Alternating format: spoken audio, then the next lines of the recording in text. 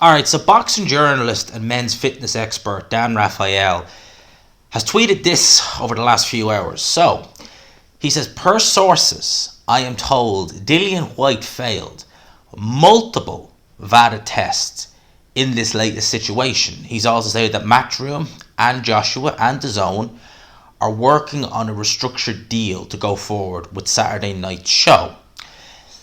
Basically, he's saying here that the card will no longer be pay-per-view in the UK. It's not done yet. And he said, let's see what kind of outcome they can get. Now, we've heard two names, which is Gerald Washington and Robert Helenius, who got a win over the weekend. Robert Helenius at least be match fit. He only fought last weekend, so he would be match fit, as two potential opponents for Anthony Joshua. That remains to be seen what happens. But the interesting thing is he is saying that per his sources, Dillian Whyte failed multiple Vada tests in this latest situation. That's very interesting. Now, we have to wait, as I said on Saturday, for more information to come to the surface. At the minute now, it seems as though all we're really hearing from the Matchroom Joshua side is who Joshua's going to face. And obviously they want this show to go on. They don't want Joshua to sit out until maybe January next year before he fights Deontay Wilder. They want this show to go on. Obviously, as he said there, you cannot conceivably put it on pay-per-view against an opponent the level of a Gerald Washington or Robert Helenius, although saying that, didn't Wilder do pay-per-view versus Helenius? I just don't think you could do it on a short notice gig, certainly not like this, over that level of opponent. The question needs to be asked for the people who did buy the pay-per-view already, because obviously the overwhelming majority of pay-per-view buys would happen in the week of the fight. The overwhelming majority. I know whenever I buy a pay-per-view, it tends to be on the Thursday, Friday, sometimes even the Saturday of the fight. I don't think I've ever paid for a pay-per-view that I've intended to pay for ahead of schedule. I think it's always been. So I'd say the majority of buyers will come this week. And I'd say a lot of people aren't buying this week because they want to know where it is. But I wonder what DAZN will do with refunds with regards to that for the people who have. Now again, I wouldn't imagine the buy rate is massive at the minute, so I wouldn't say they're going to be worrying that much about forking refunds out, but it's just an interesting one. In terms of the Dillian Whyte situation, as I said, we need more information on this to come out. But if this is true, what it says, as he says here, his sources have told him that it's multiple Vada tests. Again, he's saying sources. He's not said who these sources are. We can only go on this. We can only speculate at the end of the day. We can't turn around and say definitively this is the situation. We have to take this with a grain of salt. But if in fact what he's saying is true, then that would make sense really why Derek Chisora is alleged to have told David Haye that Dillian Whyte was going to have these issues, because he could have popped in the one they were dating August the 5th, right, which was obviously Saturday gone, and they were saying that was where the finding was found, the adverse finding. But if there is more to come, if there was other ones, you would imagine that, like the Conor Benn situation, obviously there was one in July and there was one at the end of August, so they were not days apart, they were over about a month apart. So you do have to ask questions if this is in fact true. When was the first failed one? When was the second one? How far apart were they? Did Team Joshua and Team Hearn know ahead of time? Did they know that he's after, having an adverse finding 3 weeks ago? If they did, why is it only being pulled on the Saturday before the fight?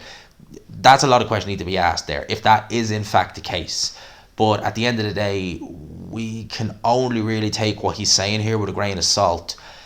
Coppinger, Rafael, Benson, a lot of times when I would say Coppinger probably would be one of the more reliable out of the three. Normally when Coppinger is saying things about this, that and the other, and obviously I haven't really heard from him on this, but he's normally a bit more reliable. I mean, again, you take what he says with a grain of salt, as the way you take Dan Rafael with a grain of salt, and Benson and others like that. You take what they're saying with a grain of salt, you give it a wide berth.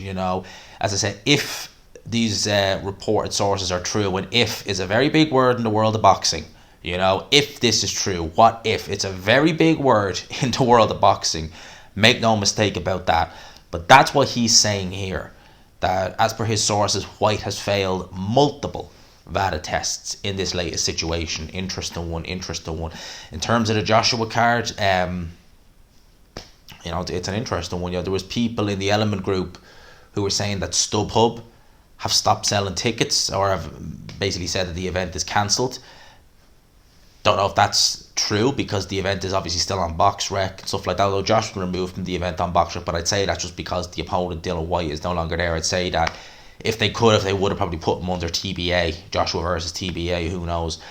But what all I've heard, the event is still 100% good to go. It's just a case of getting Joshua an opponent, and they need to make a play for it now. Wouldn't shock me if in the next 24 hours, although I said that last night and here we are, we get an opponent announced, because they want to make some money off this fight. They want to do something with it, and they need to make sure that they have an opponent announced, and hopefully soon. Out of the two names, Washington and Hellenius, Hellenius,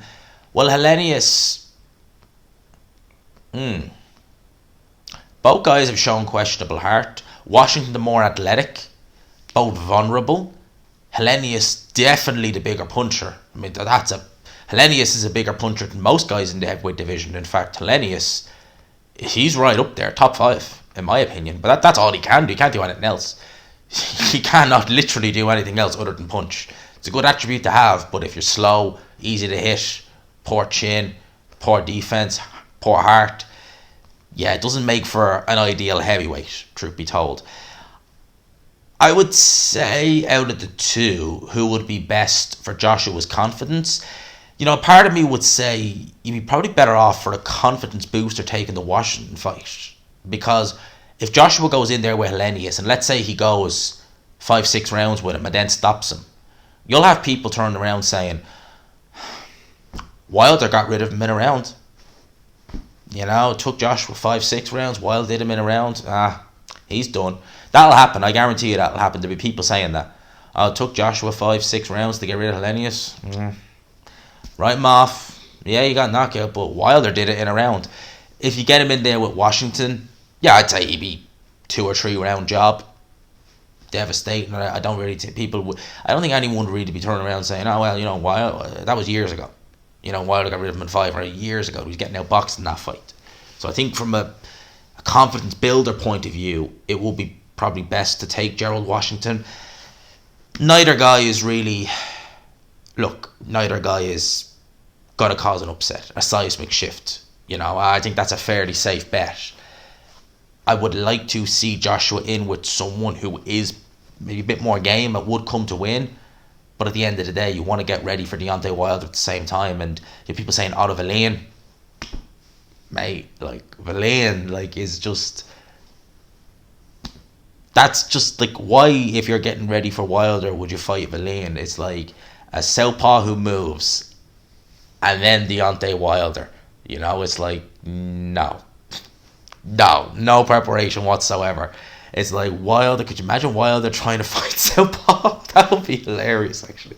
He wouldn't be able to... that would look so strange. Deontay Wilder trying to switch up and move. Wilder is what he is. He's a right-hand puncher.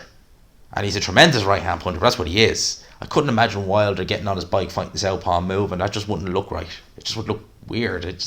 I can't envision Wilder doing something like that. He wouldn't do something like that. Wilder, especially at this stage of his career, he's looking to land that right hand. Simple as. He's been doing it for years. I'll leave it there, people. Let me know your thoughts on this situation. On the Dillian Whyte situation, Dan Rafael saying multiple failed drugs tests. Again, if is a big word in boxing. Let me know your thoughts in the comments. Hope you enjoyed it, people. Smash the like button if you could. Hit subscribe if you haven't already. For now, I'll leave you with that. Peace.